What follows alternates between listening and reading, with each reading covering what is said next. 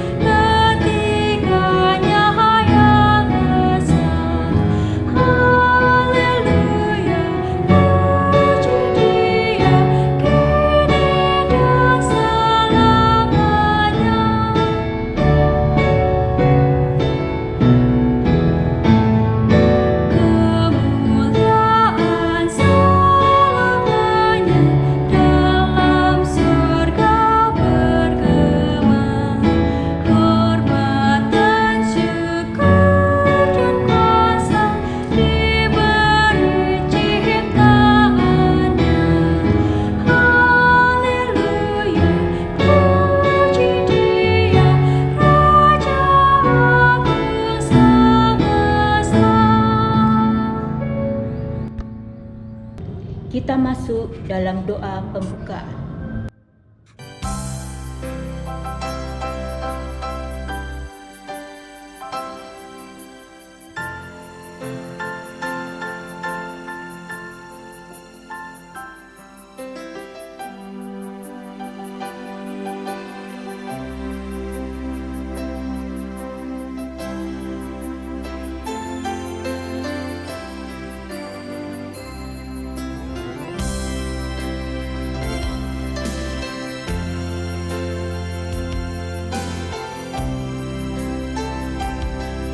Kita masuk dalam pembacaan nas pembimbing.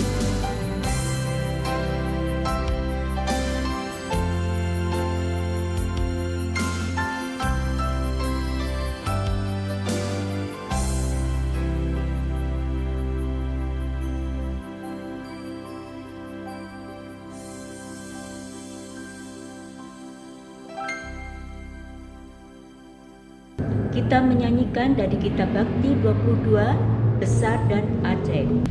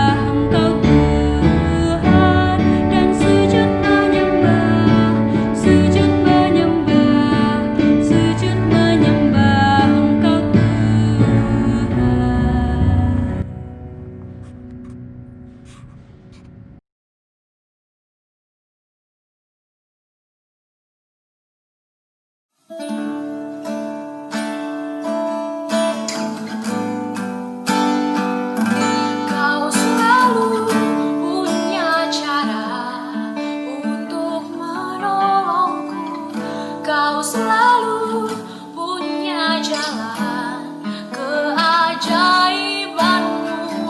Kau dahsyat dalam segala perbuatanmu,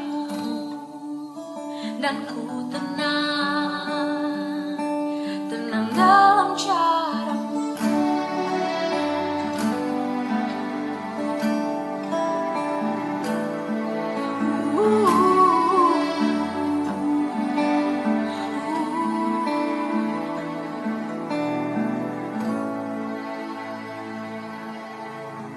Takkan ku ragu Tuhan,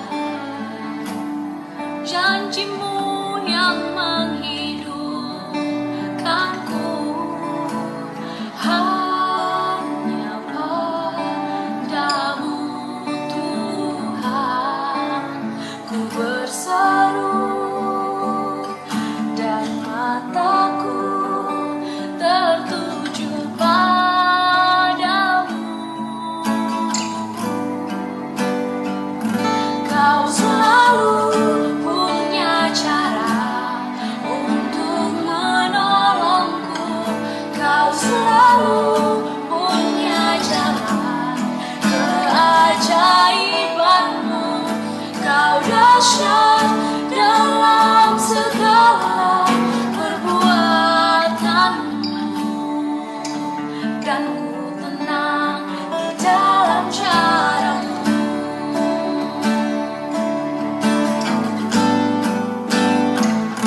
Kau selalu punya cara untuk menolongku. Kau selalu punya jalan keajaibanmu. Kau dahsyat dalam segala perbuatanku,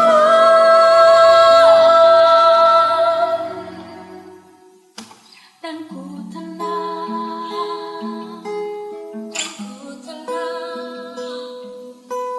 dan ku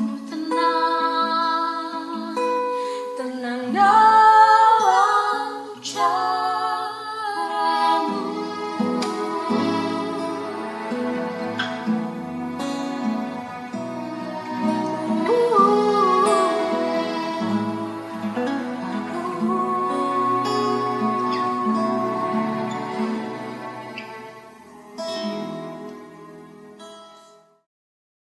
Kita masuk dalam pemberitaan firman Tuhan dari Efesus pasal pertama ayat 3-14, tapi sebelumnya mari kita berdoa. Ya Tuhan, firman-Mu pelita bagi kaki kami dan terang pada jalan kehidupan kami. Di tengah kemelut dunia, terkhusus dalam pandemi COVID-19 dan juga dalam pergumulan kehidupan di tengah-tengah setiap keluarga, kami mau tetap menemukan Tuhan dan hidup di dalam Tuhan. Karenanya jika kami akan membaca dan merenungkan firman-Mu, kami memohon Roh Kudus memampukan kami sekalian untuk menjadi pendengar dan pelaku firman-Mu. Bersabdalah bagi kami ya Bapa, kami siap mendengarkan. Amin. Umat Tuhan, mari kita berdiri untuk mendengar pembacaan Alkitab dalam surat Paulus kepada jemaat di Efesus pasal yang pertama ayat 3-14 yang menyatakan, Terpujilah Allah dan Bapa Tuhan kita Yesus Kristus yang dalam Kristus telah mengaruniakan kepada kita segala berkat rohani di dalam sorga. Sebab di dalam Dia Allah telah memilih kita sebelum dunia dijadikan supaya kita kudus dan tak bercacat di hadapan-Nya. Dalam kasih Ia telah menentukan kita dari semula oleh Yesus Kristus untuk menjadi anak-anak-Nya sesuai dengan kerelaan kehendak-Nya. Supaya terpujilah kasih karunia-Nya yang mulia yang dikaruniakannya kepada kita di dalam Dia yang dikasihinya. Sebab di dalam Dia dan oleh darah-Nya kita beroleh penebusan, yaitu pengampunan dosa menurut kerelaan kasih karunia-Nya, yang dilimpahkannya kepada kita dalam segala hikmat dan pengertian. Sebab Ia telah menyatakan rahasia kehendak-Nya kepada kita, sesuai dengan rencana kerelaan-Nya, yaitu rencana kerelaan yang dari semula telah ditetapkannya di dalam Kristus, sebagai persiapan kegenapan waktu, untuk mempersatukan di dalam Kristus sebagai kepala segala sesuatu baik yang di sorga maupun yang di bumi. Aku katakan di dalam Kristus, karena di dalam Dialah kami mendapat bagian yang dijanjikan, Kami yang dari semula ditentukan untuk menerima bagian itu sesuai dengan maksud Allah, yang di dalam segala sesuatu bekerja menurut keputusan kehendak-Nya, supaya kami yang sebelumnya telah menaruh harapan pada Kristus boleh menjadi puji-pujian bagi kemuliaan-Nya. Di dalam Dia kamu juga, karena kamu telah mendengar firman kebenaran, yaitu Injil keselamatanmu. Di dalam Dia kamu juga ketika kamu percaya, dimeteraikan dengan Roh Kudus yang dijanjikannya itu. Dan Roh Kudus itu adalah jaminan bagi kita sampai kita memperoleh seluruhnya, yaitu penebusan yang menjadikan kita milik Allah untuk memuji kemuliaan-Nya. Demikianlah pembacaan Alkitab. Terpujilah Kristus. Haleluya.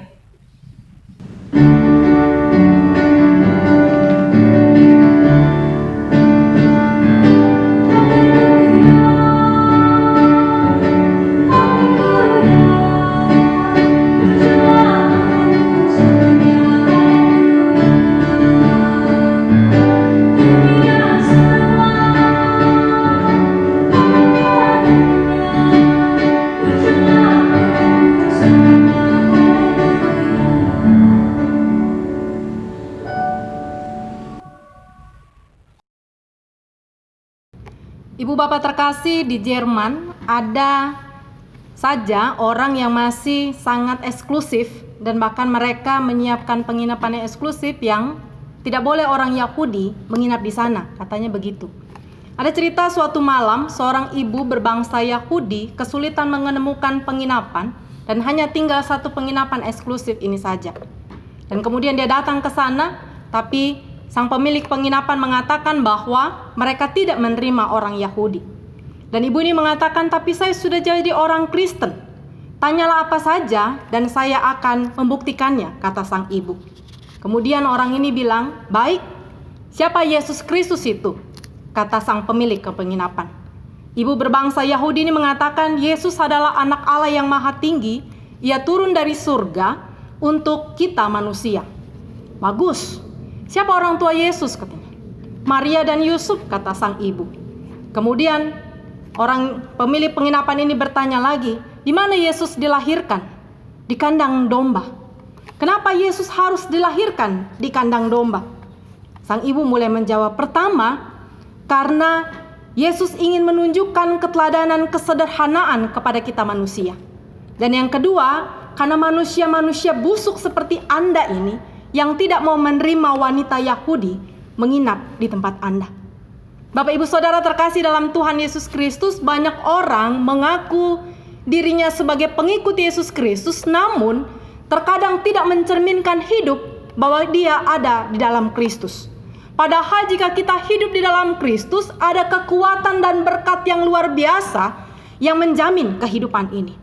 Rasul Paulus menyatakan bagaimana kasih Allah, berkat-berkat Allah yang luar biasa tersebut hadir buat kehidupan manusia. Allah memberikan putranya yang tunggal Yesus Kristus itu untuk menyatakan karunia-Nya bagi setiap orang-orang di Efesus, bagi kehidupan kita sekalian, bahkan bagi semua orang yang percaya dalam nama Tuhan. Dan melalui karya Roh Kudus, melalui pembacaan firman Tuhan Efesus pasal yang pertama ayat 3-14 ini, kita mencatat ada 4 berkat-berkat Allah yang menjadi kekuatan untuk kita melangkah dalam kehidupan ini. Yang pertama, di ayatnya yang keempat dikatakan bahwa melalui Yesus kita telah dipilih Allah untuk menjadi umatnya. Kemudian dalam ayatnya yang ketujuh, kita juga dinyatakan bahwa kita ini memperoleh pengampunan, penebusan melalui pengampunan dosa menurut kekayaan kasih karunia-Nya. Dan kemudian yang ketiga, dalam ayatnya yang ke-13 dikatakan bahwa kita ini dibimbing oleh Roh Kudus dalam menjalani hidup setiap hari. Dan kemudian yang terakhir di ayatnya yang ke-14 menyatakan bahwa kita akan menerima bagian penuh di dalam kerajaan Allah.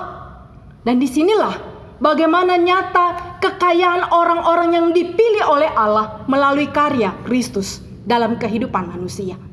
Namun Bapak Ibu Saudara terkasih dalam Tuhan Yesus Kristus, dari firman Tuhan ini kita juga bisa belajar ada 2 hal yang saya mau katakan dalam firman Tuhan hari ini. Yang pertama, bahwa sesungguhnya kita ini berada di dalam Dia.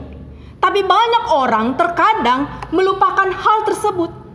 Banyak orang mengakibatkan ketika dia melupakan bahwa dia ada di dalam Tuhan, akhirnya dia pilih jalannya sendiri. Dia keluar dari jalur Tuhan yang membuat kita berjalan sendiri tanpa Tuhan ada bersama dengan kita. Dan berkat-berkat yang Allah nyatakan dalam kehidupan kita itu, terkadang karena pilihan kehidupan kita, kita tidak hidup dalam berkat-berkat Tuhan. Dan kalau sudah jatuh, sudah terjerembab, baru lucunya banyak orang menyalahkan Tuhan. Tuhan tidak baiklah kepada kami, Tuhan tidak adillah dalam kehidupan kami, Tuhan tidak memberkati, padahal bagaimana kami mencoba hidup dalam Tuhan.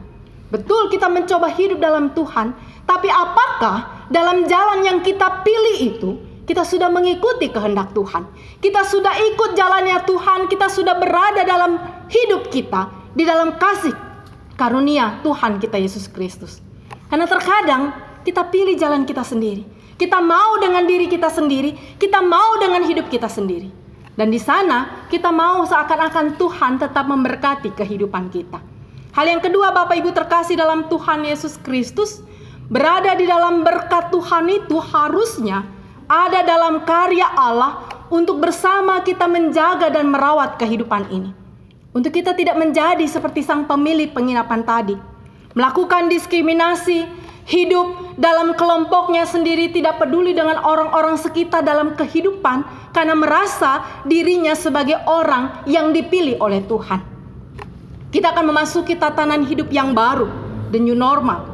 Tapi salah tiga, karena situasi keadaan semakin hari semakin banyak orang yang terjangkit penyakit corona ini, sehingga pemerintah Kota Salatiga memundurkan sampai 30 Juni 2020. Ada banyak mungkin kekecewaan.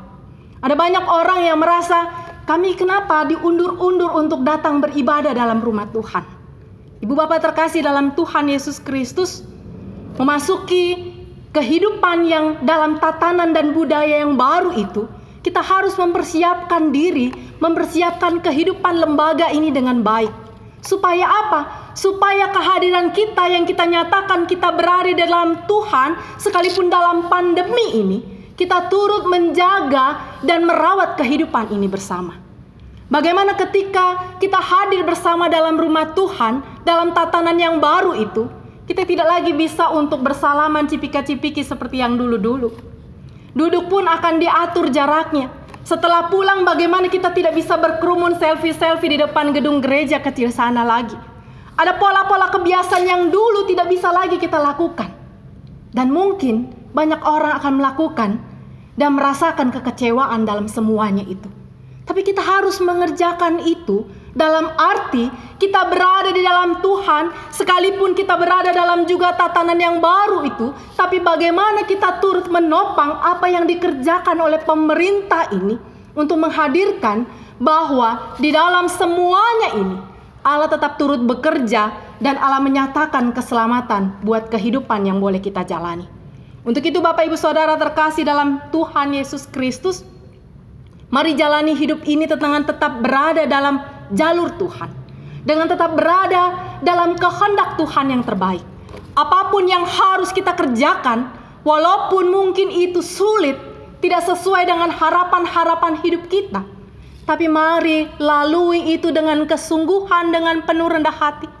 Dan kita akan ada dalam kasih karunia Allah yang menyatakan sukacita, kekuatan, damai sejahtera Allah itu hadir. Karena kita berada di dalam Dia yang menyatakan keselamatan untuk kehidupan yang boleh kita jalani. Kita berproses untuk itu semua. Kita memasuki sebuah pola kehidupan yang baru, tapi tetap di dalam kasih karunia Tuhan yang dari dulu, hari ini, dan ke depan akan selalu ada dalam kehidupan kita. Tuhan Yesus memberkati. Amin. Kita mengambil saat teduh sejenak.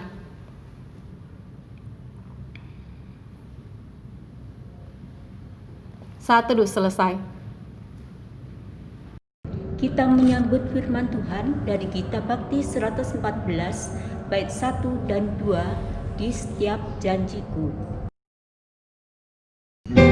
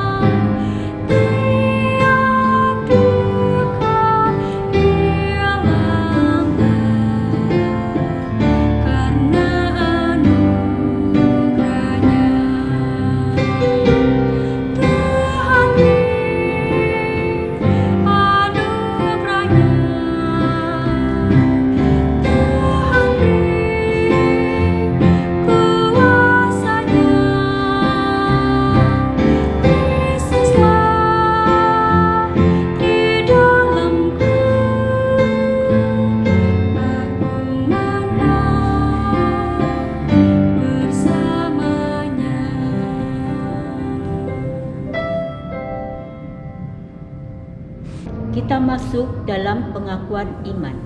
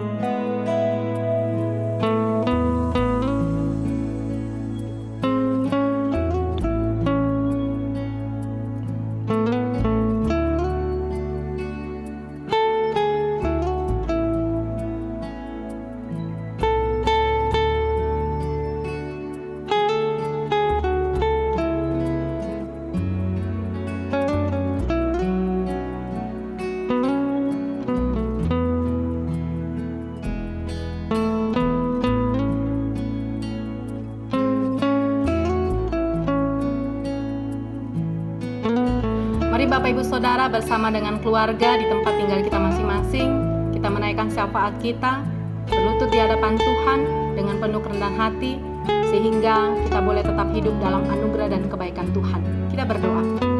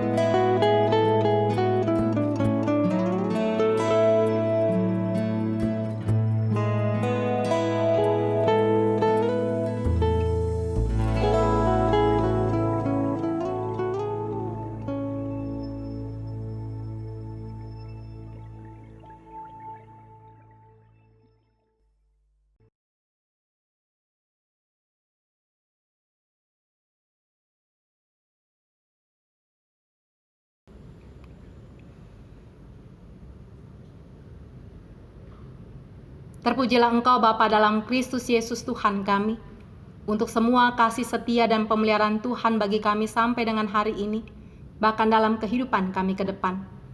Terima kasih jikalau Tuhan berkenan hadir dalam setiap keluarga, dalam setiap kami pribadi, dan kami percaya di dalamnya Tuhan mendengarkan semua pergumulan dan Tuhan melihat kami sekalian. Kami percaya bahwa kasih Allah tetap tinggal buat kehidupan kami. Ya Tuhan, dalam pengasihan-Mu kami memohon, dengarkanlah doa kami.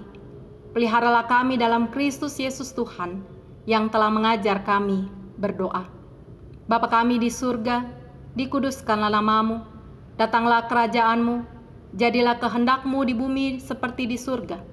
Berikanlah kami pada hari ini makanan kami yang secukupnya, dan ampunilah kami akan kesalahan kami, seperti kami juga mengampuni orang yang bersalah kepada kami.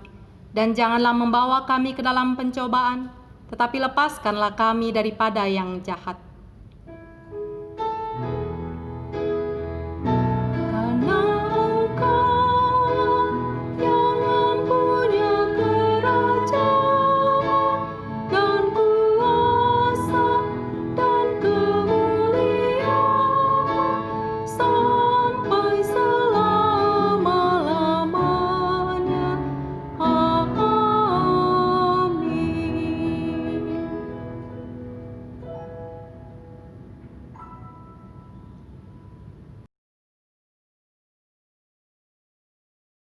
Kita masuk dalam pengucapan syukur.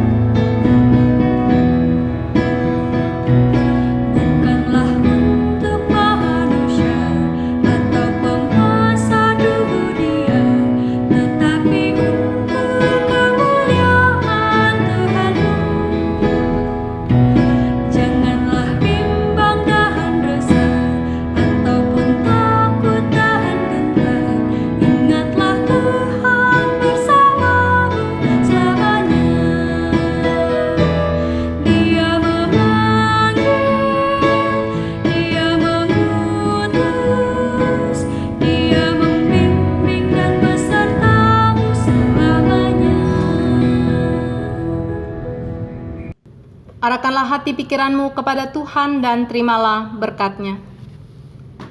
Tuhan memberkati engkau dan melindungi engkau. Tuhan menyinari engkau dengan wajah-Nya dan memberi engkau kasih karunia. Tuhan menghadapkan wajah-Nya kepadamu dan memberi engkau damai sejahtera.